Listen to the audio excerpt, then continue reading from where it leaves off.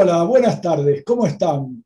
Digamos que estamos comenzando la tercera temporada, el tercer ciclo, no lo sé aún, de conversaciones matemáticas por Matemática Sentimental, este canal de YouTube, este espacio en el que tratamos de dar cuenta de ese entramado fértil, vital, complejo e inabarcable que es la actividad matemática. Y hoy nos acompaña un matemático con el que hace mucho tiempo tenía ganas de hablar, se dio la oportunidad y así que hoy estamos con Daniel Panario, matemático uruguayo, actualmente trabajando en la School of Mathematics and Statistics de la Carleton University en Ottawa, Canadá. ¿Es así, Daniel? ¿Cómo te va, che? ¿Cómo te va, Nino? Un gusto estar contigo, un gusto verte, lamentablemente solo así, sería mejor en persona, pero bueno, muchas gracias por la invitación para estar acá. No, gracias a vos por coparte, sé que ya la semana que viene emprendés un viaje después de cuánto tiempo, Daniel, de pandemia. Y desde marzo, yo justamente iba a salir en ese marzo, en esa semana de cuando se declaró la pandemia en el mundo, estaba viajando para Vancouver, aquí en Canadá, y la semana siguiente estaba yendo a Alemania a una conferencia. Yo estaba de sabático, por lo tanto había venido de medio año en Brasil, en Florianópolis, ¿no? Donde yo hago mi sabático, y después de eso iba a tener otro medio año con bastantes viajes por ahí, trabajando con gente en diferentes lugares. Y bueno, y viene la pandemia y ya no se puede viajar más, así que desde marzo del año pasado solo hice un viaje interno en Canadá ahora en agosto, que fui a Vancouver, donde vive mi hijo, y uno de mis hijos. Y, y bueno, ahora es el primer viaje internacional. Voy a España a un encuentro en Granada. En fin. Ok, bien. Más un tipo como vos, un matemático como vos, que tenés muchos colaboradores, que interactuás con un montón de gente, ¿no? Extrañabas, me imagino, ese contacto. Sí. Yo justamente el otro día estaba pensando un poco eso. Yo estoy sintiendo que la pandemia, en términos de mi producción científica, yo estoy sintiendo que ha recibido un hit, ¿no? Un golpe, mi producción científica debido a la pandemia. Y yo pensaba, ¿por qué, no? Y en realidad es muy clara la respuesta y es exactamente lo que vos dijiste. La mayoría de mis papers, la enorme mayoría de mis papers son 2 o 3 personas. Algunos tendrán un poquito más, algunos tendrán un poquito menos, pero la enorme mayoría son 2 o 3 autores, la enorme mayoría. Y en todos los casos fue discusión en un pizarrón. Empieza en una discusión en un pizarrón o en un bar sentados comiendo algo en una conferencia, discutís en un papel y después seguís. Siempre se envuelve algo personal, en contacto personal. Y claro, eso se acabó, 1 año y medio sin ese tipo de contacto, ¿no? Sin pizarrón. Entonces, en fin, yo creo que para mí fue un golpe muy duro. Yo creo que la pandemia ha afectado a todo el mundo de una manera diferente, ¿no? A cada uno de una manera. Yo por suerte no tuve otros problemas tipo de salud, ¿no? Hubo mucha gente que sufrió mucho, mucho peor. Pero en mi caso particular creo que hubo un lado en cuanto a la parte de ciencia, como yo estoy acostumbrado a hacer ciencia, que para mí ciencia es una interacción con gente, con otra persona, normalmente estudiantes, muchos de ellos estudiantes, pero también muchos colaboradores, como vos estás diciendo, por el mundo, ¿no? En Sudamérica, muchos, pero también en Europa y en otros lados. Y eso para mí fue un golpe bastante duro, en fin. Más o menos la llevo y ciertamente no me quejo porque la he llevado muy bien la pandemia, básicamente, pero sí, hay algo muy fuerte en cuanto a eso, a esa falta de contacto humano, ¿no? De pizarrón, juntos, discutir algo y decir, no, tirar un bolazo y decir, olvídate, no tiene nada que ver, o lo que sea, ¿no? Y de repente por ahí una vez se ve una luz y sale algo interesante, ¿no? En fin, eso para mí ciertamente ha sido un golpe fuerte de la pandemia, ¿no? Claro, claro. Eh, y más además, en este sentido que vos tenés un espíritu, no sé si es la palabra adecuada, vos márcamelo, un espíritu itinerante también, ¿no? Digo, yo creo que ese también es una componente de tu personalidad. Hiciste tu carrera de grado en Uruguay, tu carrera de maestría en Brasil y tu carrera de doctorado en Canadá. Con lo cual, digo, me parece que esa forma, esa necesidad de colaborar va de la mano de ese espíritu de conocer, ¿no? Ese espíritu viajero que tenés. Sin duda a mí siempre me gustó viajar y unir dos cosas, unir el placer a lo gustoso, en fin, porque son dos cosas lindas, ¿no? Viajar y al mismo tiempo trabajar en temas que me interesan, ¿no? Es algo fantástico. Y siempre tuve ese espíritu, sí, estoy de acuerdo.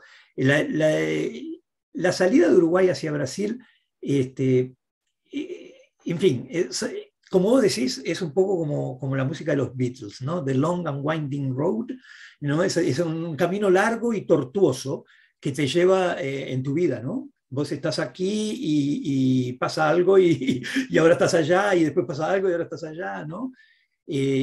Que ciertamente el hecho de que me gustase viajar y me gustase ese tipo de cosas ayudó.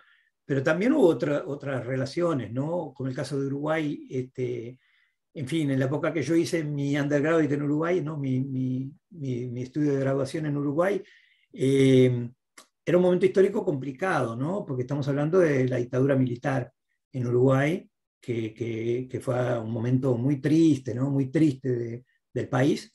Desde 1973 hasta 1984 duró la dictadura, o sea que me pegó high school, liceo, ¿no? Y me pegó la universidad, básicamente, ¿no? Después sí, yo ya había terminado, cuando la dictadura termina, yo termino uno de mis títulos y después me voy para Brasil a hacer la maestría.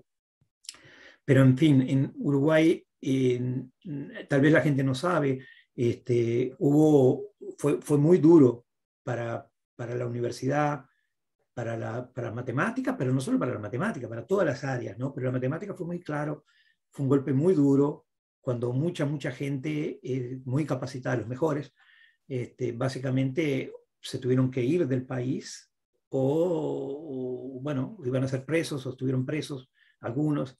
En fin, fue un momento muy triste que hizo que los programas decrecieran mucho. Cuando yo voy a entrar en la universidad, en fin, yo ni siquiera sabía que había un programa de matemática, que no sabía que se podía estudiar matemática, en fin, tal vez fue mi error, pero cuando me dicen las opciones, en ningún momento apareció una opción de estudiar matemática, porque era algo muy menor en Uruguay, en su momento como carrera, ¿no? Como carrera. Que antes existía perfectamente, pero con la dictadura se fue mucha gente y bueno, y entonces, bueno, yo ahí empiezo un camino tortuoso, como te estaba diciendo, ¿no? En el cual, en fin, no sé si querés saber de eso, pero en fin. No, por ahí alguna cosa que alguna vez hemos hablado, y he hablado también con otro compañero tuyo de generación, Álvaro Robela, el Leva, tal vez, ¿cómo estaba la matemática uruguaya en ese momento, principios de los 80? ¿En qué, digamos, emigrar era una consecuencia quizás de la falta de perspectivas que había para hacer una carrera de investigación en ese momento? Bueno, en los años 1980, por ejemplo, 81, 82, no había posibilidad de hacer doctorado. Maestría, tal vez había, no lo sé. El caso concreto del Leva, Álvaro Robela, él había había estado estudiando más y estaba más avanzado que los demás y enseñaba cursos para los que veníamos atrás. O sea que no había profesores formados con doctorado, etcétera, en su enorme mayoría. Habría uno, no sé, dos, pero la enorme mayoría no. Y no me acuerdo si había alguno, porque los que tenían los doctorados se habían ido del país. Entonces, básicamente los que estaban más avanzados explicaban a los que venían entrando. Y claro, hacían lo que podían y realmente hicieron cosas muy buenas, porque mucha gente muy buena se formó en esa situación en Uruguay. Pero era una realidad muy diferente de lo que es hoy en día Uruguay y de lo que era cualquier lugar del mundo. Brasil, por ejemplo, tenía una situación mucho mejor desde el punto de vista de educación, de formación. De hecho, cuando yo termino y me voy a hacer la maestría en Brasil, en el departamento al que voy, que es la Universidad de San Pablo, ¿no? En el Instituto de Matemática de la Universidad de San Pablo, en la ciudad de San Pablo, había muchos uruguayos. Alfredo Jones, César Polsino, había 4 o 5 uruguayos ahí, profesores. Algunos se habían ido porque querían, pero la enorme mayoría se fueron porque no había condición para, para poder trabajar. Y estos eran profesores, los profesores titulares de álgebra eran de allí. Walter Ferrer había vuelto, cuando termina la dictadura, vuelve, pero era profesor en la Universidad de San Pablo. Entonces, y en Porto Alegre estaba Sebastián, y en fin, había grandes matemáticos o muy buenos matemáticos uruguayos, no estaban en Uruguay, estaban en Brasil, que también tenía una dictadura. Claro. Pero era otra dictadura, era otro tratamiento, en fin, que el caso uruguayo, que fue muy duro, ¿no? En fin. Entonces, el comienzo ese en Uruguay es muy así. Fui encontrando el camino, ¿viste? Yo también estudié computación y matemática, ¿no? Y por supuesto que en Uruguay no tenés beca, con lo cual tenía que trabajar también, lo cual era medio complicado. Pero en fin, y en determinado momento encontré un camino, algo que me gustó en su momento, que era una mezcla de matemática y computación teórica. Computación teórica y matemática tipo álgebra, teoría de números y combinatoria, más que análisis y otras áreas, que todo bien, pero no me gustaban tanto para yo seguir trabajando. Y ahí es que voy a parar a Brasil. Y en Brasil, allí sí hago la maestría, y ahí quedó más claro de que sí, realmente esto es lo que yo quiero hacer, porque yo tenía dudas si era eso lo que quería hacer, ¿no? Mientras que, por ejemplo, el LEVA, ¿no? El LEVA y otros, como los Paternain, Miguel y Gabriel, y otros, Beatriz Abadí, etcétera, varios profesores, hoy profesores en Uruguay, salieron directamente, hicieron la licenciatura de matemática y se fueron a hacer el doctorado en lugares muy buenos del mundo. El IMPA, por ejemplo. IMPA, por ejemplo, y otros. Y en fin, pero esa era la realidad para la gente que hacía más matemática pura. Ellos estaban más preparados. Para lo que yo me interesaba, que era más entre matemática aplicada, pero no matemática aplicada a differential equation, ¿no? Matemática aplicada a cosas tipo computación, ¿no? Ahora estamos hablando de los 80. Ahora es obvio, criptografía, teoría de código, ahora es obvio, pero en aquel momento no lo era, y mucho menos si vos estabas en Uruguay. Claro. ¿Y me recordás en qué hiciste, cuál fue el tema concreto, así levemente, de tu tesis de maestría? Así. Sí, yo trabajé en complejidad algebraica. O sea, cuando tú tenés un problema, piensa en una álgebra cualquiera, una álgebra asociativa, o lo que tú quieras. Bueno, entonces tenés operaciones allí. Tenés la operación de producto. Muy bien. Entonces tú vas a hacer la operación de producto y tienes algoritmos que te dicen que lo podés hacer en tanto tiempo. Tenés que definir la operación, va a ser normal. Primero estás trabajando con matrices, entonces vas a hacer el número de operaciones de los elementos de la matriz, no de la matriz entera.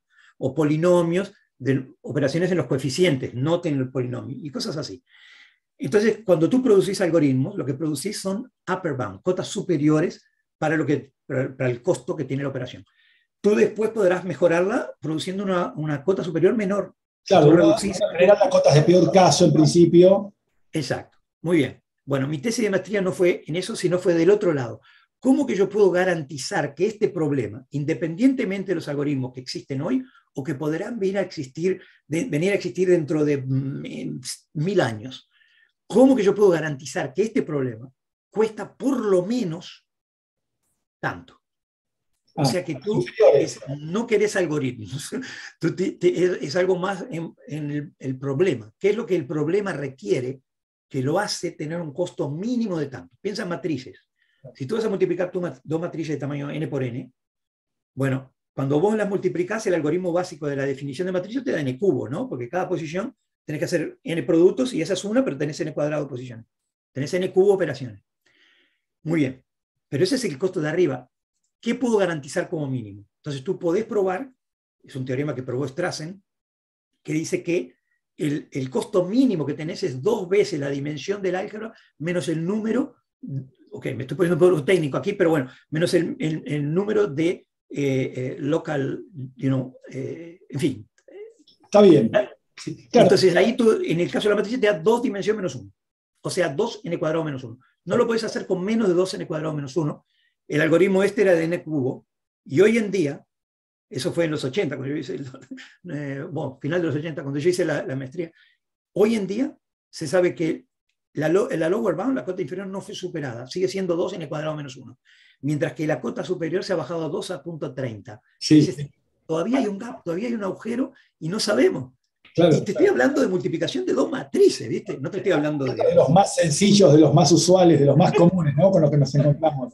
Está difícil tener algo más simple de lo que te estoy diciendo. Claro, claro. Entonces, en fin, la tesis de maestría era eso. Entonces, lo que usás es geometría algebraica, ¿tá? Usás el teorema de Bézout y cosas así que te dan una cierta lower bound, una cierta cota inferior, y otros tipos de cosas de espacios vectoriales. O sea, usas álgebra para probar que este tipo de problemas requieren como mínimo algo.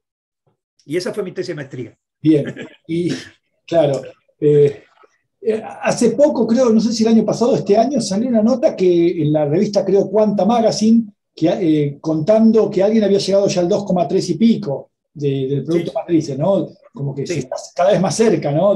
Sí, pero hace como 10 años que no había ninguna mejora, ¿eh? La mejora fue, sí, lo que estás diciendo es un paper que apareció el año pasado, final del año pasado más o menos, donde consiguen mejorar un poquito. Claro. Lo que eran, pero mirá que 2.3080 ahora es 2.30. Los centésimos creo que era, algo así, sí, sí. Es mínimo, pero claro, de cualquier manera estás hablando de una mejora. Esto son cosas teóricas, ¿no? No es que vos va a mejorar la multiplicación de matrices para cálculos espaciales.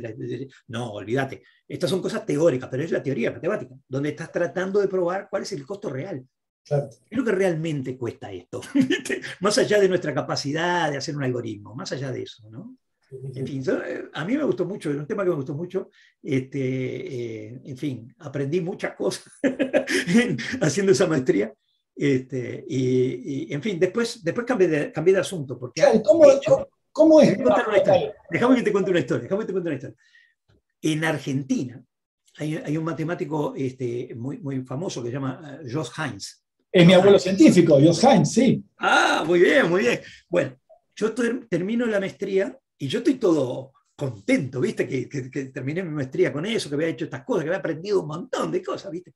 Y claro, buscando, esto es 1980, perdón, 89, 90 más o menos. Y bueno, y entonces buscás y en Latinoamérica no hay nadie, hasta que aparece un tal Jos Heinz en la Universidad de Buenos Aires. Pará, ¿viste? Una vez que vaya a Montevideo, yo estaba en San Pablo, una vez que vaya a Montevideo, cruzo el río, ¿viste? Entonces, ahí conseguí el teléfono a través de alguien, en fin, conseguí el fono de Jos, lo llamo, y yo inmediatamente apareció un tipo, ¿viste? Interesado en esto. Cuando vengas, venite a mi casa, no sé qué. Fui a la casa de Jos, y por supuesto Jos, ¿no? Inmediatamente sacó todos los papers, me mostraba papers de esto, acá hacen este negocio, acá usan esto no sé qué, álgebra no sé qué de este tipo, álgebra no sé cuánto de este tipo para probar no sé qué. Bueno, conclusión, me regaló un montón de papers, ¿viste? Que me vine, yo me vine todo. Pero bueno, en la charla, yo le digo, le pregunto a Jos, después podés preguntarle, pero en fin, no se le va a acordar, porque esto fue hace 30 años, ¿no? Le digo, y esta área, no sé qué, está tan buena. Y la recomendación de Jos fue esta. Esta área es muy dura. Cuando haces un doctorado en esto, te va a llevar 5 años sacar un paper que va a ser súper fuerte y que lo van a entender y reconocer 5 personas en el mundo. Ese es el problema de esta área. Tal vez es mejor ir a una área en la cual uno pueda publicar un poquito más, en fin. Ok, pero yo seguí interesado. Viste esas cosas, vos sos medio joven y decís, viste. Claro. Este tipo sabrá mucho del tema, no tengo duda, pero no sé si. Bueno, muy bien. Hasta que al final ahí contacté, entre la gente que contacté, para hacer mi doctorado, ¿no? Cuando yo decido que voy a hacer el doctorado, me quedé un par de años enseñando en San Pablo, en la Universidad de San Pablo, y después decido contactar para el doctorado. Entonces, empiezo a buscar en el mundo quien hace cosas de computer álgebra, pero medio más matemático que implementaciones, ¿no?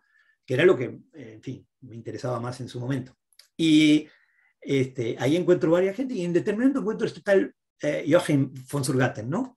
Que acabó siendo mi supervisor. Y él estaba en Toronto. Y este tipo tenía papers, varios papers, había sido alumno de Strassen, y ¿no? Como consecuencia había hecho Algebraic Complexity con Volcker, ¿no? Con Volcker-Strasse. Ahí, en fin, ahí, bueno, apliqué a Toronto porque está este tipo, y apliqué en Europa, a Linz, que tenía un grupo en Symbolic Computation, tienen todavía en Austria, y en fin, y otros lugares que había gente. Muy bien. Y ahí recibo la respuesta de Toronto que me aceptan para el doctorado, todo bien, no sé qué, tarara. Tengo que pasar el inglés, que eso va a ser toda una historia complicada. Me dice, muy bien. Y ahí viene, esto es 1992. Y en abril de 1992, esto para empezar en septiembre de 1992 mi doctorado, pero en abril de 1992 está LATIN, que es la Conferencia Latinoamericana de Theoretical Informatics, la primera, que es organizada en San Pablo. La organiza Imre Simon, y todos los que trabajamos en el departamento ayudamos. Por lo tanto, yo estoy entre los organizadores, pero nada, estaba ayudando un poquito, ¿no? La que lo hizo fue Imre Simon, sí. Ahí entre los invitados para el Program Committee, no sé qué, no sé cuánto, y viene a la conferencia, está Joachim von Zurgatten. Entonces, claro, yo había sido aceptado para trabajar con él, yo todo contento, capaz que voy a seguir con la Algebraic Complexity, ¿no? Que realmente me gustaba, ¿no? Todavía me gusta, pero no hago eso. Y bueno, y entonces viene Joachim, me dice, bueno, tenemos que salir a caminar, no sé qué. Salimos a caminar, todo en inglés, ¿no? Yo con un inglés macarrónico, como dicen en Brasil, horrible, mi inglés era espantoso. Bueno, ahí vamos a charlando, no sé qué, no sé cuánto, de esto, de lo otro, y en determinado momento me dice, bueno, ok, entonces tú querés ir a estudiar a Toronto, ¿aceptarías venir a trabajar conmigo? Yo, sí. Y creo que te interesa. Yo hice esto, yo era complex, yo hice este problema, trabajé en esto, yo todo contento. Me dice, yo no trabajo más en eso. Ok. Dice, ¿y en qué trabajas? ¿No? Cuerpos finitos. ¿Cuerpos finitos? Y me dice, ¿sabes de cuerpos finitos? Le digo, y ZP,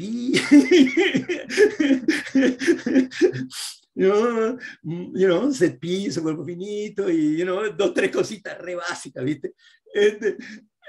Me dice, bueno, muy bien, entonces te traje esto, y me entregó una pila así, con todas las notas de curso de él, léetelo para septiembre. Esto es Finite Field que vos precisás saber. Antes de llegar. Antes de llegar yo tenía que estudiar metódico. Así que ahí murió mi Algebraic Complexity, mi maestría, todo, que yo estaba tan contento. Todo ese ímpetu con el que venías. Se fue de una. Tan mal no te fue con los cuerpos finitos. No, tan mal no me fue. Y además, ciertamente tenía razón Joss, que hay otras áreas en las cuales uno puede publicar bastante más que en Algebraic Complexity. Dos cosas. Si mal no recuerdo, Joss Heinz y von Zurgatten tuvieron el mismo director de doctorado, Strassen. Volker Strassen fue el director también de Joss Heinz, si mal no recuerdo. Así que... Yo sé que yo me acuerdo que hay una tesis de maestría, que es un paper de Joss, que es la tesis de maestría de Joss, que fue con Volker. No sé si acabó siendo el doctorado, me imagino que sí, no lo sé. Suena que sí, bueno, después lo chequeamos en todo caso, pero eran... Ya. Pero ciertamente era del mismo grupo. Heinz. Sí. Bien, entonces, fue valiente, te animaste a irte a Canadá y a estudiar cuerpos finitos, porque digamos, no es que ibas a estudiar Algebraic Complexity, dijiste, bueno, tengo que hacer de tripas corazón y voy. ¿Cómo fue esos primeros tiempos? Y además, otra cosita más, ¿sentiste una diferencia al llegar a Canadá y empezar a trabajar, investigar el contexto en el que desarrollabas tu investigación y tu trabajo? ¿Sentiste diferencia con el contexto sudamericano en el que trabajabas? Sí, sin duda. Primero, el contexto en Uruguay casi que inexistente en la época que yo estaba, ¿tá? O sea que no, cuando mudé a Brasil para mí fue una diferencia abismal, el hecho de que tenés un supervisor, alguien que lo encontraba todas las semanas, me mandaba a leer algo, lo leía, yo iba al Blackboard, viste, le presentaba, él me discutía, me decía, no, eso no, esto aquí, el otro, y vamos la semana que viene. Eso para mí fue día y noche, en Uruguay yo no tenía eso. Estamos hablando de otro momento histórico, ¿no? En Uruguay, ¿no? Sí. Entonces, ya había habido un cambio enorme entre Uruguay y Brasil, ¿no? En ese sentido, Brasil es como Canadá, en ese sentido. En el caso de Canadá, lo que pasa es, se dan muchas diferencias, ¿no? En Canadá, yo llegué y bueno, inmediatamente tú estás dando clase de TA y cosas así en inglés, ¿no? Yo tuve bastante problema mi inglés no era muy bueno, como te había dicho. De hecho, tengo una historia, te la cuento porque es muy interesante. Tenés que hacer un TOEFL, ¿no? Un TOEFL Sí, para entrar, ¿no? En Canadá. Y en general en Canadá en aquel momento es un número diferente que ahora. En aquel número, en todos los lugares requerían 550 puntos, pero U of T, Toronto, que era lo que yo iba, y UBC creo, dos o tres, requerían 580. Chao, como diciendo, si no tenés este inglés, ni venga. Yo doy mi primer TOEFL sin preparar nada, la Uruguay, ¿viste? No pasa nada, va a funcionar bien. La garra charrúa, ya right. Horrible, 550, una cosa así, espantosa. O sea, lejísimos de lo que requería Toronto. Entonces, yo recibo la carta de aceptación de Toronto a la semana. Yo mando y viene la carta, recibo la carta fechada una semana después. Abrieron mi file, lo cerraron, está aceptado, con funding, todo, pero tiene que pasar el inglés. Entonces hago el inglés y saco 550. Entonces recibo otra carta del departamento y dice, lamentablemente vamos a tener que tomar el TOEFL de nuevo, ¿viste? Tiene que pasar el TOEFL, si no, no puede venir. Muy bien, ahí estudié, ahí me puse serio, ¿viste? Estudié inglés, fui, no sé qué, hice el TOEFL de nuevo, saqué 577, requerían 580, me quería matar. Ahí recibo una carta del departamento diciendo, that's okay, come. Yo la leí como diciendo, you are useless, vos de ninguna manera vas a conseguir llegar a 580, olvídate, y ni chao, que acabas de aprender. Entonces llegás y claro, tenés todo en inglés, tenés que ya inmediatamente llegaste, la semana siguiente estás dando TA ¿no? Clase de práctico en inglés, ¿viste? Entonces fue toda una historia. En fin, pero tal, la parte de cursos, etcétera, no, los cursos, porque los cursos en Uruguay, los cursos eran difíciles, ¿viste? En Uruguay los cursos no son fáciles, o por lo menos no eran en aquella época, creo que todavía son muy difíciles, mucho más difíciles que Canadá, en el sentido de los problemas. En general acá es todo muy, ¿viste? Muy regulado. Un profesor no puede ponerte un examen de una cosa y si no dio cosas parecidas durante el curso. Hay toda una cantidad de partes y subpartes de assignment, de midterm, de no sé qué, de quizzes, que va acrecentando tu nota. No es un negocio que te jugás todo en un examen. Sí. En fin, era una realidad muy diferente. Entonces acá es mucho más fácil. Acá realmente, si más o menos trabajás, no tenés problema para avanzar. Entonces los cursos para mí fueron más fáciles que en Uruguay o mismo que en Brasil, porque Brasil también son más o menos como Uruguay. Pero esa parte de cursos, o sea que los cursos, en fin, los hice, pasé, chao.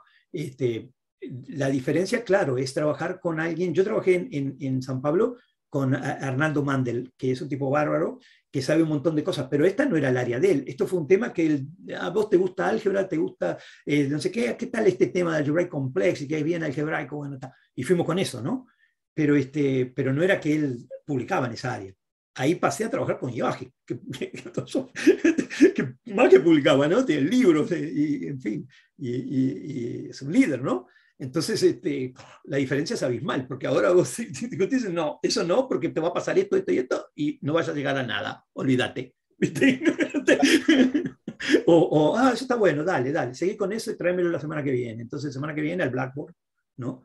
Entonces, no hubo una diferencia en términos de trabajo, era la misma idea. Vos pensabas algo toda la semana con Joaquín, nos encontrábamos un día, creo que era el jueves, entonces íbamos a comer juntos. A las 12 nos encontrábamos, iba al Chinatown, que queda al lado de la U of T, al lado del Fields Institute, ¿no? Ahí al lado. Y comíamos en el Chinatown y después de eso volvíamos, ya a la vuelta ya empezamos a hablar de matemáticas y después llegábamos y ahí le decía al Blackboard, yo al Blackboard, a explicarle todo lo que había hecho, dónde me había trancado esto acá, no sé cómo hacer esto, lo que sea, y ahí discutíamos, ¿no? Entonces, el formato era igual, pero la gran diferencia es trabajar con alguien directamente envuelto en los temas, ¿viste? Con lo cual, y esa yo creo que es la gran diferencia tal vez con Sudamérica, por lo menos en aquel momento. En este momento vos tenés gente muy capacitada en muchos lugares de Sudamérica. En Uruguay hay mucha gente capacitada ahora, a diferencia de cuando yo hice que era menos, ¿no? Entonces tenés esa es una diferencia, porque trabajar con líderes es algo que vos en Canadá, eso es tu pan con manteca, ¿no? Como dirían en Brasil, o en aquí, bread and butter. ¿Sabes? Es básico, es elemental, ¿no? Y ahí está la gran diferencia, el acceso a lo que está pasando hoy o a lo que va a pasar mañana, porque estos tipos saben lo que va a ser publicado mañana, ¿no? Entonces, tenés un acceso a información muy grande, que ahora de alguna manera tal vez se está balanceando más con Internet y sobre todo la pandemia igualó, porque ahora vos tenés los seminarios, podés asistir seminarios, mientras que antes vos de Argentina, vos Nino, no podías asistir a un seminario en Canadá. Nuestro seminario de Finite Fields en mi departamento, vos no podrías asistir antes, pero ahora está abierto ahí, ¿viste? Si vos querés registrarte, registrate y ir a la charla, ¿viste? O sea que se ha igualado la cosa en un buen sentido, creo yo, y más con Internet, con el acceso a Internet, que rápidamente vos tenés el paper que acabó de salir o que va a salir, en fin. Tenés el archivo para donde se suben las cosas, ¿sí? También, no sé si eso se puede decir, gracias a Internet, tenés acceso hasta los libros que quizás no te podés comprar. Ok, esa parte no voy a comentar. Bueno, hablando de grandes libros que uno no se puede comprar, pero que algunos sí se compra. Bueno, les cuento a la gente, Daniel es uno de los editores, junto con Gary Mullen, ¿no?, de una obra monumental que se llama el Handbook of Finite Fields, el manual de cuerpos finitos. ¿Lo tenés ahí? Mostralo, dale. Sí, dale. Bueno, este texto, que le llevó unos cuantos años de trabajo a Daniel, es una obra, ya dije, monumental, porque han rastreado la cantidad de problemas que hay hoy por hoy en el campo de los cuerpos finitos. Ya hace unos años el área de cuerpos finitos, ya puede haber dos personas que trabajan en cuerpos finitos y no se entienden una con otra, ¿no? Creció tanto el área que bueno, era necesario un texto de este cariz, de este talante. Y bueno, contanos un poco. Yo recuerdo algunas conversaciones muchos años atrás cuando estabas elaborando el texto y nos contabas cuál era el objetivo de este handbook. Bueno, sí, pues salió, así que contanos. Sí, bueno, primero que nada, cuerpos finitos, yo creo que ha ocurrido que con el liderazgo de algunas personas, ¿no? Cuerpos finitos ha tomado un rol mucho más preponderante que de repente anillos finitos, por ejemplo. Que en principio, ¿por qué no anillos finitos, no? Pero cuerpos finitos, lo que ha pasado, y yo creo que es en particular por los líderes principales, ¿no?, que ha habido un interés específico en hacer claro que las personas sean incluidas. Mientras que tú tenés áreas que son excluyentes, no, somos nosotros, hacemos esto que es súper duro, y básicamente si no haces eso no podés entrar y es un grupo chico, reducido. Esto pasa en varias áreas de matemática, lamentablemente. Bueno, lamentablemente, no sé, para mí, lamentablemente. Y entonces esas áreas no crecen. Hay un ¿no? Se forman supervisores que forman sus estudiantes que no sé qué, y bueno, producen matemática muy buena, sin lugar a dudas. Pero la cantidad de gente que producen no es suficiente en términos de lo que llamamos en Canadá High Qualified Personnel, o sea, gente calificada, personas, ¿no? Formación de personas calificadas, de alto nivel, ¿no? De nivel alto. Y en Finite Fields eso no pasó. En Finite Fields inmediatamente, y estoy hablando en los años 90, cuando se forma la revista, que es nuestra principal revista, FFA, Finite Fields and Their Applications, cuando empieza esa revista en el comienzo de los 90, ¿no?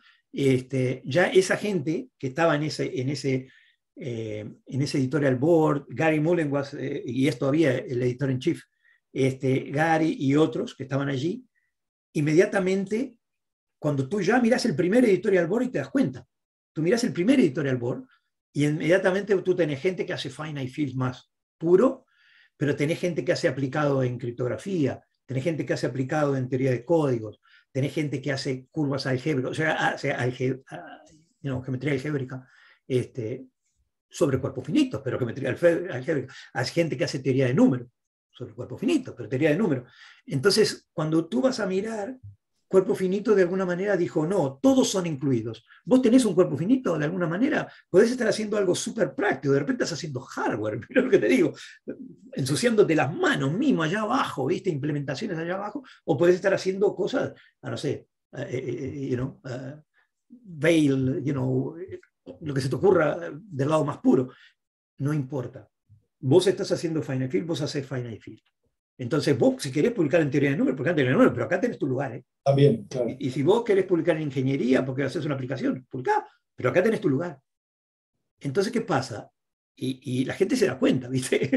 Este es un lugar que me aceptan, ¿viste? Hay gente que hace cosas muy diferentes de las mías, pero me aceptan.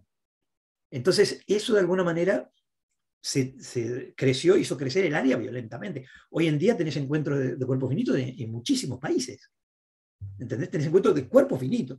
Pero tú vas a mirar el cuerpo finito y pasa lo mismo. Tenés gente de teoría de números, tenés gente de combinatoria, que hace combinatoria, pero usa sobre el cuerpo finito. Tenés gente de álgebra, por supuesto. Tenés gente de aplicaciones, de todos lados. Entonces, eso fue lo que pasó. Entonces, cuando llega 2010 más o menos, está claro que tenemos el libro que todo el mundo considera el libro con el cual enseñamos cuerpo finito, que es Liddell and Writer, como vos sabes, Sí. Finite Fields, lo tengo por ahí.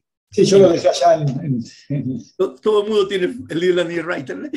En fin, ese es el libro que usamos para dar las clases. Pero el problema es que en términos de investigación, el Liddell and Writer es de 1983. Esa es la primera edición, claro. Igual, permitime decir esto, qué gran libro, ¿no? Qué ameno, qué didáctico, las notas al final de cada capítulo. Impresionante, impresionante. Es un libro así.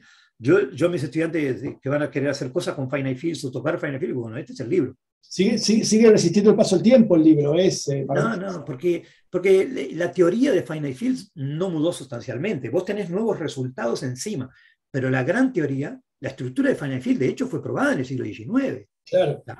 En el siglo XX sí, tenés Ore, tenés un montón de gente, Carlitz, un montón de gente que avanzó muchísimo el área, y después de la Segunda Guerra Mundial, computadores, criptografía, ahí boom, ahí sí, tenés muchos más problemas que vienen por un problema práctico, porque si yo sé esta propiedad, puedo hacer una cosa criptográfica, pero esta propiedad, ¿cómo la pruebo? Bueno, la probás matemáticamente, ¿no?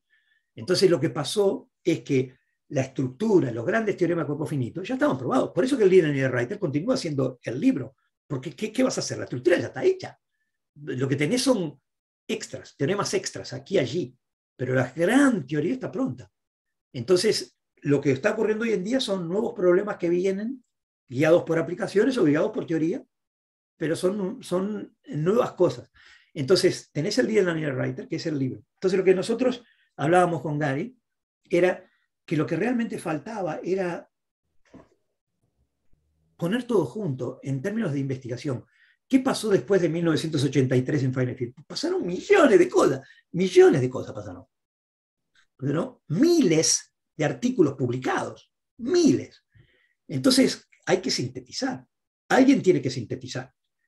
Y ahí, bueno, él me llamó por teléfono, está así, y me dice, mira, yo tengo esta idea, yo creo que es necesario sintetizar dónde están las áreas de importancia mayores hoy en día. Estamos hablando de 2010, cuando empezamos a hacer ese proyecto.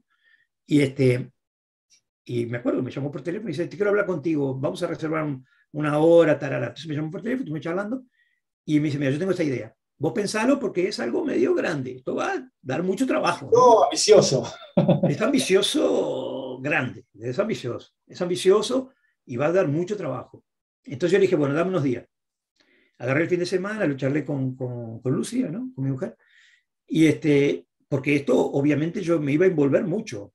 Yo no iba a poder parar de dar clases, parar de estar en comités, parar de analizar propuestas de grado. Todo eso no iba a poder parar. Esto es extra. Entonces, iba a ocupar todo el tiempo extra. Y bueno, al final decidí que sí, que lo iba a hacer. Y al final lo hicimos. Tuvimos un año sin escribir una sola palabra de matemática o de inglés. Nada. Todo el tiempo lo único que hicimos en ese año fue armar los capítulos, moldear. Sí, ok. Entonces tenés, yo qué sé, criptografía. Bueno, ¿qué pasa en criptografía? Tenés criptografía, cosas tipo las funciones tipo APN, PN, ¿no?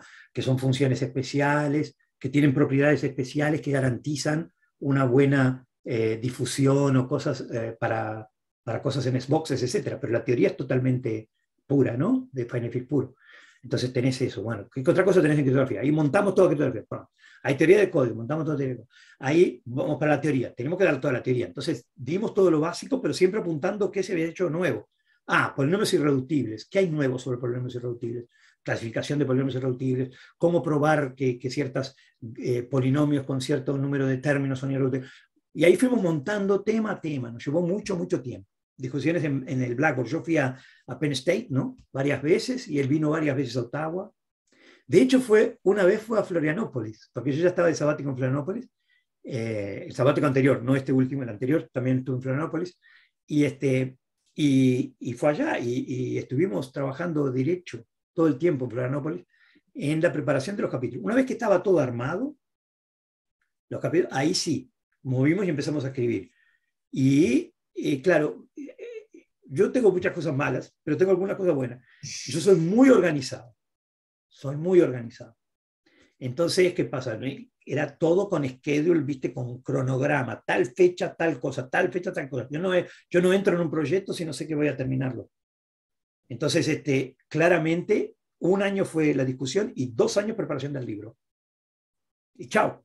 Claro. Y a los 3 años el libro estaba pronto. ¿Cómo hicieron para elegir los matemáticos, los nombres de las personas que por ahí se dedicaban a determinada sección dentro de cada capítulo? Porque eso también, cómo tenían que conseguir que otros matemáticos se plegaran al trabajo, ¿no? Exacto. Mira, eso es una muy buena pregunta, Nino. Eso fue así. Yo lo que le dije, vamos a hacer esto, pero de ninguna manera puede ser Daniel Panario. ¿No? Nosotros somos los editores en chief del proyecto. Pero tiene que haber editores de cada tema, porque obviamente yo no puedo salir, ni Gary puede salir a escribir de todo el asunto. Es un negocio enorme, ¿viste lo que es? Sí. Okay. Hay más de 2.500 referencias. Hay más de 3.000 referencias. ¿3.000?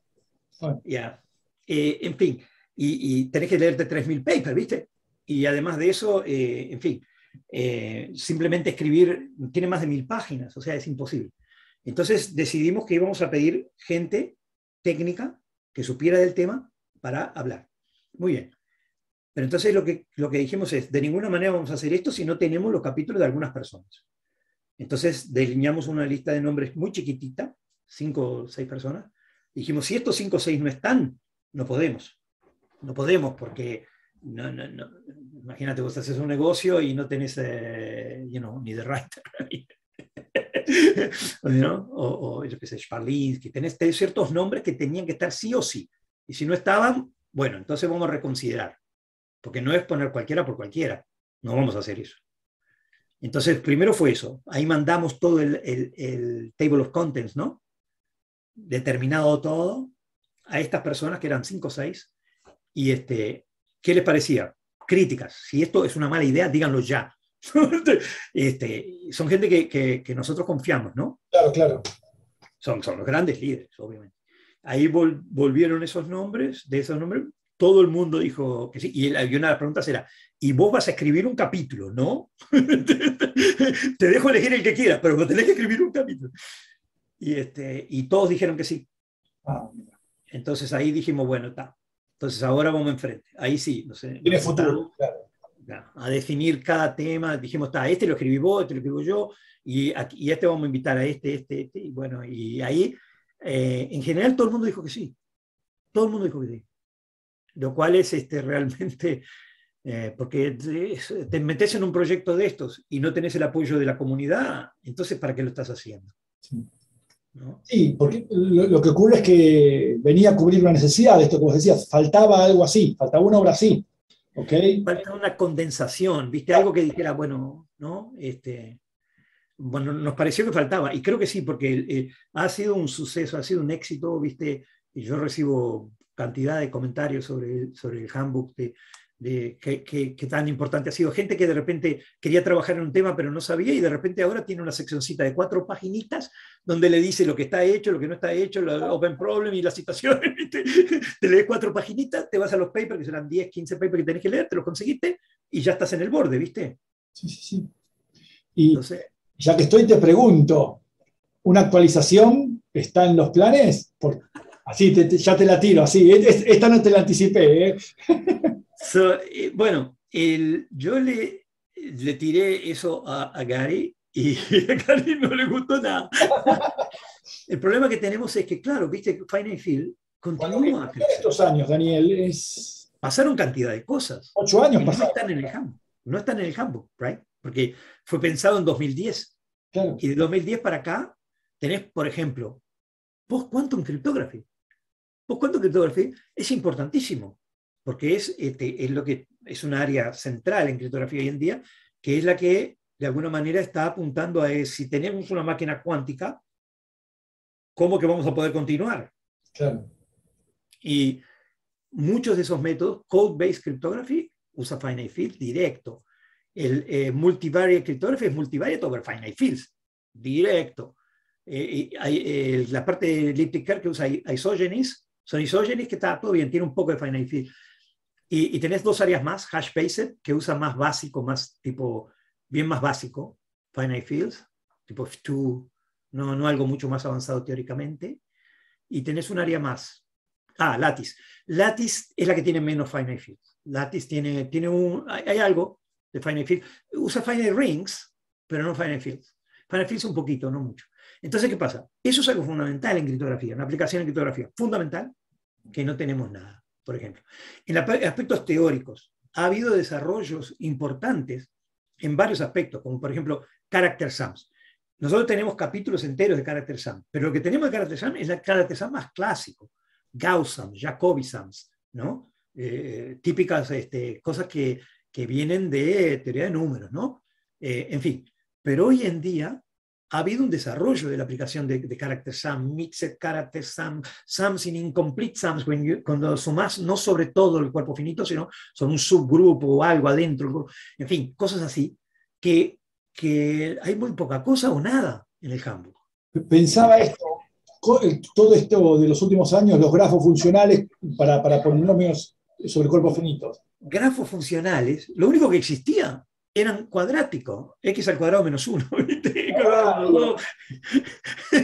Hoy en día tenés súper expandido, hay cantidad de resultados para expresiones mucho más complicadas que sabemos, bueno, es dynamical system, ¿no? Es un sistema dinámico sobre un cuerpo finito que podemos explicar qué pasa con cosas tipo periodicidad, en fin, etcétera, etcétera. Son cosas estamos mucho más adelante de lo que se estaba en 2010. En 2010 no había casi nada. Eso es otro tema. Como eso tenés cantidad de temas que en realidad yo pienso que puede estar llegando el momento que deberíamos sentarnos y realmente ir para atrás, agarrar FFA, agarrar DCC, Design Code and Cryptography, ¿no? Agarrar las revistas más importantes en Finite Fields. Más relevantes, sí. Teoría de números, la revista Journal Number Theory, antes no publicaba casi nada de Finite Field. Estoy hablando antes, ¿no? 20, 30 años para atrás. Ahora hay cada 2 por 3 vos ves cosas con Finite Fields ahí adentro. Entonces, tenés que revisar esas journals y ver cuáles son los temas, ¿no? Y hacer los capítulos nuevos. Como te digo eso, te digo lo otro. Hay capítulos que han muerto básicamente porque ¿sí? no se han avanzado de alguna manera. Entonces, yo creo, no lo sacaría, porque vos no sacás lo anterior, pero tenés que ponerlo nuevo, creo yo, en una versión actualizada. En fin. Entonces, pero ya te digo, yo se la tiré a Gary alguna vez, medio que en plan joda, ¿no? En plan chiste, ¿no? Y no le gustó nada, porque es un trabajo grande, ¿no?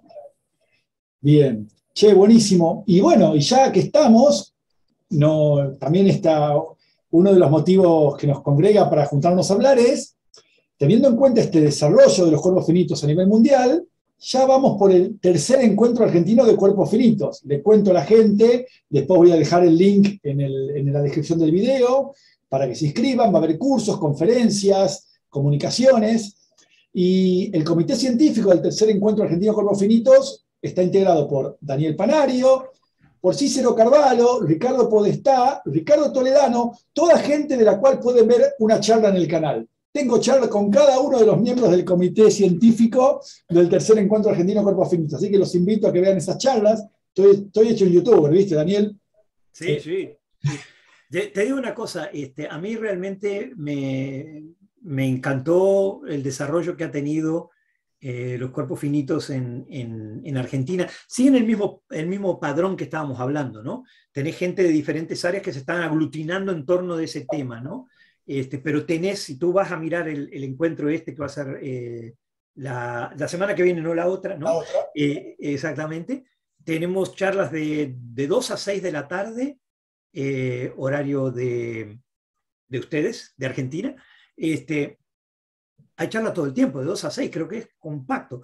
O sea, son una cantidad considerable de charlas, y vas a mirar los temas, hay variación de temas. Realmente a mí me ha gustado mucho el desarrollo que está teniendo en Latinoamérica. Lamentablemente Uruguay va un poquito más lento, pero Argentina y Brasil están, por ejemplo, con grandes encuentros. Puerto Rico también tiene muchas cosas.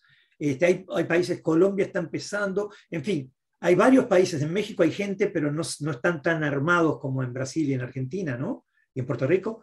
Pero en fin, Latinoamérica está realmente yendo para adelante. Es algo que a mí personalmente me parece fantástico, me encanta que se haya desarrollado tanto esta área. Es algo realmente que me llena de alegría, porque realmente, en fin, sensacional, ¿no?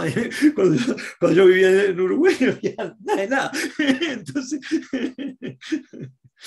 Sí, sí. No, creció un montón, hay cada vez más, no solo se escriben más papers, más gente se doctora en esos temas, en temas diversos de cuerpos finitos, ¿no? Como que están distribuidos los temas, pero en este sentido que decíamos, es grande la familia de cuerpos finitos. Exactamente, exactamente. Y bueno, y algo y el congreso, el encuentro se expandió gracias a la virtualidad también, ¿no? Porque las 2 ediciones anteriores eran presenciales en Córdoba, y bueno, era difícil viajar. Por supuesto, presencia extranjera era complicado contar con ella. Hoy por hoy me parece que con la virtualidad nos permitió tener una gran variedad de temas y tópicos. ¿Cómo haremos la próxima? El cuarto encuentro argentino-brasilero, ¿qué será? Digo, ¿cómo hacemos ¿de dónde sacamos plata para poder juntarnos? Sí, ese es el gran problema, ¿no? Yo creo que lo que va a pasar es que vamos a ir a un modelo híbrido, en el cual, estoy pensando en Latinoamérica, ¿no? Claro. Canadá tal vez no, pero porque Canadá tiene más grants, etcétera, ¿no?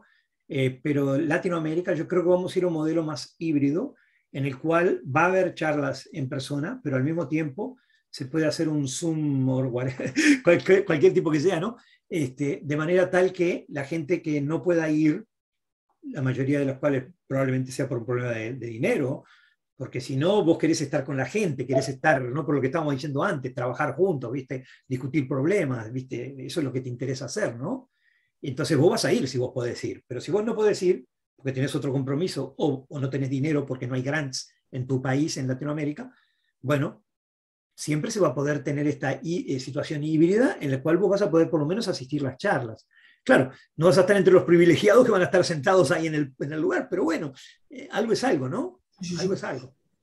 Sí, sí, esperemos. Bueno, y ya que estamos, aparte del tercer encuentro argentino de cuerpos finitos, podemos hacer la efemérides, que este año se cumplen 30 años del primer Congreso Mundial de Cuerpos Finitos. Daniel, aquel que se hizo en 1991, ¿dónde se hizo? ¿En Estados Unidos? En Las Vegas. Bueno, les cuento a la gente, la Conferencia Internacional de Cuerpos Finitos se llama FQ, 1, 2, 3, de acuerdo a la instancia. Es un congreso bianual. ¿Vos cuál fue el primero en el que participaste? ¿Te acordás? Sí, el primero que participé fue en Waterloo, en Canadá, en Waterloo, que creo que fue en 1997, si no estoy equivocado. FQ4 más o menos. El 4, porque los 3 anteriores yo, bueno, cuando empieza yo no claro, estabas todavía bien. Sí, claro. Pero en el 4 más o menos entré. Al quinto no fui porque increíblemente El 4 fue en Waterloo. El quinto fue en Glasgow, en Scotland, en Escocia, organizado por Steve Cohen, ¿no? Que es un nombre enorme del área. Steve organizó en Escocia y lamentablemente cayó justo en la misma semana que yo tenía otra conferencia donde me invitaron a dar una charla. Entonces tenía que tomar una decisión y acabé yéndome para esta en vez de a la otra. Entonces me perdí la siguiente, que creo que fue en Escocia. Pero después a partir de ahí sí estuve en todas. La siguiente fue en México, organizada por Horacio. 2001, ¿no? Claro, 2001. 2001 y después 2003. Creo que fue 2001 o 2003. En fin, por ahí. Me suena, perdón, Horacio Tapia Resillas, nombrémoslo con Sí, nombre. Horacio Tapia Resillas, por supuesto. Un matemático Hay mexicano. otros Horacios, hay muchos otros Horacios. Horacio Claro, Tapia promotor Resillas. del estudio de los juegos finitos. Creo que fue en el 2001, me parece, porque en el 2003 yo fui a una escuela SIMPA de cuerpos finitos en Guanajuato. Así que me suena que había sido anterior. Creo que sí, creo que sí. Y bueno, y sí, a partir de ahí ya fui en todas. Y después con el tiempo te vas metiendo más en la parte de organización, ¿no? Ahora estoy en los organizadores de Sí, claro. de la próxima, ¿no? En París. Va a ser en París. Se va a hacer de manera presencial. O sea, este año debería haberse hecho, bueno, no importa, se hace el año que viene. Sí, sí. La idea es que sea presencial. Me imagino que llegado el momento, si hay lugares que no van a poder viajar a París por varios motivos, tal vez se haga también... La que decís. Ya, tal vez. No lo hemos discutido, ¿no? Porque estamos apostando que vamos a poder estar en persona.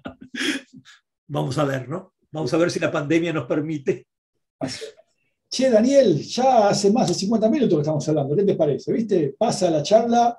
Escúchame, de fútbol no querés que hablemos, ¿no? No, de fútbol no hablo. De fútbol no hablo. ¿Hablas más de fútbol? No hablo más, no hablo por ahora. Ah, bueno. Mi cuadro, como vos sabés, defensor, no anda muy bien. Se fue a la B, hacía 60 años que no bajaba, creo. Siempre estaba en primera, jugando Libertadores, todo eso, y se fue a la B. En fin. Y en las eliminatorias está peligrando la asistencia al Mundial, ¿eh? Horrible, horrible, horrible. Penoso ver a Uruguay. Es penoso. La falta de todo. No solo de fútbol, pero también yo qué sé, Uruguay. Vos veías Uruguay y siempre, jugará bien, jugará mal. Muchas veces jugaba mal. Pero por lo menos, vos decís, los tipos están poniendo todo, ¿viste? En este momento es espantoso, es penoso ver Uruguay. En fin, no sé si también está teniendo mala suerte, porque el otro día contra Argentina, justamente, el partido en Montevideo estoy hablando, Argentina pateó una vez al arco. Sí, la suerte. Hace el gol con un error de un jugador de la defensa de Uruguay. Uruguay tiró como 8 veces, pegan el palo, se le va por abajo al golero y no entra. Cuando estás con mala suerte, estás con mala suerte, pero además de mala suerte juegas mal, ¿viste? O sea, de fútbol no hablo, por ahora. Perfecto. Por ahora, esperemos en otras épocas. En otras épocas te he escuchado hablar, sí. En otras épocas he hablado un poquito más. Che, Daniel, ¿qué futuro le ves a... Más o menos está dicho, digo, pero te vuelvo a preguntar al área de cuerpos finitos y su expansión y su influencia en otras áreas de la matemática. Yo creo que no sé si se va a expandir más, porque se ha expandido mucho. Se ha expandido mucho en realidad, ¿no? Y como es un área, como te decía, muy incluyente, la gente se siente incluida. Entonces, no sé hasta dónde se podrá incluir más áreas. Porque si tú vas a mirar, si tú miras del lado de álgebra, por ejemplo, bueno, geometría algebraica, es un área, geometría algebraica sobre cuerpo finito, es un área claramente adentro, con ningún tipo de problema. Si vas a mirar en teoría de números, bueno, podrá depender del área, puedes decir, bueno, áreas tipo character sum, como suma de caracteres, como decíamos, todo bien, pero también tenés cosas como la relación entre la descomposición de un número entero en primos con la descomposición de polinomios sobre cuerpos finitos en irreductibles. O sea, la relación números primos con polinomios irreductibles. Por ejemplo, yo que sé, tenés twin prime conjecture para los números, ¿no? Que tenés para los polinomios. Y si tú miras los problemas clásicos de teoría de números, muchos de los problemas clásicos existen en la versión de cuerpos finitos, con resultados interesantes muchas de las veces. o sumas digitales, a la Gelfand, en teoría de números, que existen las equivalentes, trabajo de Christian Madui, Ribá, etcétera, ¿no? O sea, mucha área de teoría de números ya está relacionada. Hay más cosas, tal vez la haya, pero ¿cuánto más? Claro. Miras álgebra, lo mismo, Okay. ¿entendés? Entonces, y ya cuando miro para otro lado, tipo análisis, es menos la relación con análisis, a menos que sea teoría analítica de números. Ahí sí, que es análisis, pero es teoría analítica de números. Ahí sí hay una relación directa, ¿no? Porque si vos decís, yo quiero saber descomposición de números enteros, tales que, yo qué sé, cuál es el valor esperado del número primo más grande, estás en un problema de números, ¿no? Dickman Function, ¿no? En fin, estaba en los 30 para teoría de números, y la tenés para cuerpo finito, porque entonces preguntás cuál es el valor esperado del grado más grande de un factor irreductible de un polinomio sobre un cuerpo finito. Entonces tenés preguntas análogas, pero ha crecido tanto que no es que yo veo que haya mucho más lugar, va a haber un tema aquí o allí, pero no una expansión tan grande. Lo que yo pienso que es importante es que no decrezca, porque esto va en parte en los líderes, ¿no? Si vos tenés líderes que tienen esa mentalidad, que es los líderes actualmente, estoy hablando los editores de las revistas más importantes del área, tienen esta mentalidad. Okay. Tú lo puedes ver en los papers que son aceptados. Entonces, si esa mentalidad, esos editores van a cambiar, porque yo qué sé, se van a morir, van a venir nuevos, ¿viste? Es la vida. Si la gente que viene continúa a tener una propensión a ser abierto, yo creo que el área va a continuar en los pasos que está delineada desde los 90, de los primeros 90, ¿no? Pero ahora crecer, no sé hasta dónde hay tanto para crecer. ¿Entendés? Tenés geometría finita, por ejemplo, sí, pero hay una cantidad enorme de contacto. Geometría finita, tú vas a mirar muchos de los resultados de geometría finita, son hechos porque son hechos sobre cuerpos finitos, ¿no? Tú mirás, yo qué sé, Mutual Orthogonal Latin Squares, ¿no? Moles, cuadrados latinos mutuamente ortogonales y cosas así, donde tener el número máximo cuando hay un cuerpo finito. Eso fue probado por Bose en 1930, ¿no? En fin, entonces tenés una conexión con geometría finita, tenés una conexión con geometría algebraica sobre cuerpos finitos, tenés una conexión con teoría de números, eso ya existe. Bien. Entonces, no sé hasta dónde tú tenés más espacio para crecer. Tal vez lo haya, y sería fantástico, pero puede demorar un poco y va a ser un poco en cuentagotas, me parece a mí, pero eso, claro, es mi opinión, yo qué sé. Nada, ¿no? Siendo Me parece conocedor, que es algo, un crecimiento que no le veo un crecimiento tan grande porque ha crecido tanto. Claro, claro. Quizás ya explotó y ahora, por ahí como vos decís, vienen... Viene de mantener con el pequeños touches, ¿no? O sea, pequeños toques. Aquí mejora un poquito, o sea, entre estas áreas. Eso es como yo veo, pero es una visión media global ahí, yo qué sé, ¿no? Bien. Bueno, Daniel, como para ir terminando, ¿querés decir algo, alguna reflexión final, algún comentario que quieras compartir? Ahora, en breve, nos vamos a encontrar en el tercer encuentro argentino de cuerpos finitos, pero bueno, ¿algo más? No, creo que básicamente eso que te decía, que me alegra mucho el desarrollo que está teniendo el área en Argentina. Me parece sensacional realmente. Y en general, la Argentina, yo tengo más o menos contacto, ¿no? Porque a veces hago, en fin, reviews de artículos o reviews de proposals de grants, ¿no? Y cosas así. Entonces tengo contacto, yo veo lo que está pasando un poco en Argentina y después a través de los encuentros de cuerpos finitos u otros encuentros, el coloquio de latinoamericano de álgebra, también el MCA, ¿no? Mathematics Congress of the Americas. A través de esas cosas uno ve que es un país que realmente está muy activo en estos temas, que hay mucha gente joven, ¿no? Formada, gente joven muy, muy buena, ¿no? Que uno ve que tiene un potencial muy grande.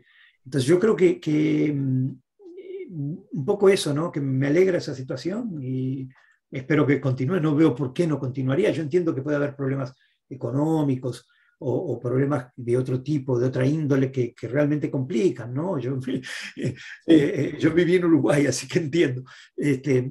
Pero, pero eso, o sea, en general, me parece que va todo muy bien en esos aspectos. No, eso nomás. Buenísimo. Bueno, yo ahora vamos a cortar, no te vayas del Zoom todavía, así después seguimos. Cortamos para el video, ¿viste? Como en toda la producción. Dale. Yo te agradezco profundamente el tiempo, la charla, sé que sos un tipo muy ocupado, así que agradezco realmente que te hayas tomado este rato para compartir conmigo y con la gente que vaya a ver el video. A ver, quizás muchos jóvenes que estén pensando en estudiar un tema cuerpo finito, bueno, esta charla que hice con vos quizás puede servir de estímulo. Esperemos vernos pronto, volver a comer un asado, ¿no? Como alguna vez, tomar alguna cerveza. Exacto. No, Daniel, por mi parte, muchas gracias. Agradezco a la gente que vaya a ver. Daniel Panario estuvo con nosotros, matemático uruguayo, radicado en Canadá, una de las personalidades más importantes del área de cuerpos finitos a nivel internacional. Así que, Daniel, querido, un abrazo. Un abrazo, Nino. Muchas gracias. Nos vemos. Chao, chao. Chao.